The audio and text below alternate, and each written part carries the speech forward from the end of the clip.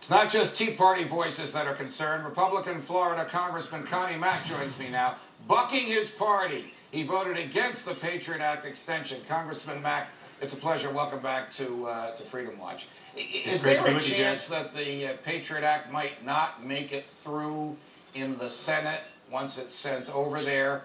Or are we doomed to a government of people who, on the day that they take their jobs, will take an oath to uphold the Constitution, but will look the other way when they're really doing their work?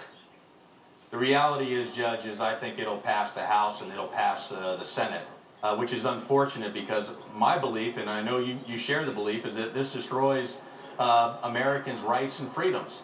We have said all through the campaign, we talked about the Constitution, we talked about freedom, we talked about the rights of citizens, we talked about a limited government. This bill represents a larger government. I mean, what people should be fearing is the overwhelming presence of government in our daily lives. The idea that the federal government can now basically spy on all of us should be very concerning to everybody. There should be more outrage about this, but people get a little, they get a little worried when they think that their security is at risk. Right. But if we give up on this idea that as Americans freedom matters, and we do this in the name of security, we lose a hell of a lot. All right, here's what also has gotten under my skin. It should get under the skin of all Americans, and that is the absence of debate. I mean, the Republicans have promised hours and hours and hours of debate about the budget. That's good. Hours and hours of committee hearings about the budget. That's good. The opportunity to advance amendments about the budget. That's good. 1 hour of debate on the Patriot Act extension, no committee hearings, no opportunity to offer amendments. Well, when Mrs. Pelosi ran the House of Representatives, your colleagues, not you, screamed and yelled, if we ever run this House, we will never prevent people from offering amendments. Now they're doing just that. What are they afraid of? Why won't they permit debate? Why can't there be an open and honest debate in this country about freedom versus safety?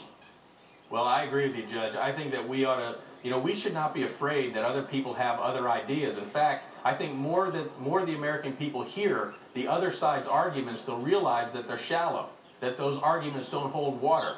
At the end of the day, Americans want their freedoms protected. They want government off their back. They want the idea that that they're trusted as an individual to make decisions for themselves instead of having the federal government sitting on top of them. And what we're seeing, Judge, is if we have more debate, more members are going to realize that the American people aren't going to stand for these types of big government solutions. I don't want you to tell any tales out of school, but what happened to the Tea Party?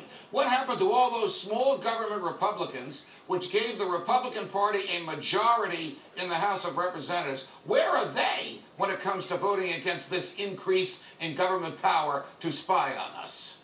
I think that's a big story here, and hopefully over time more and more people will realize that it's easy during a campaign to say you're for limited government and for freedom, and then when you face a vote like this and you vote for the extension in the Patriot Act, that is in direct conflict with what a lot of the members of the Tea Party's talked about during the election. So they're going to have to answer those questions.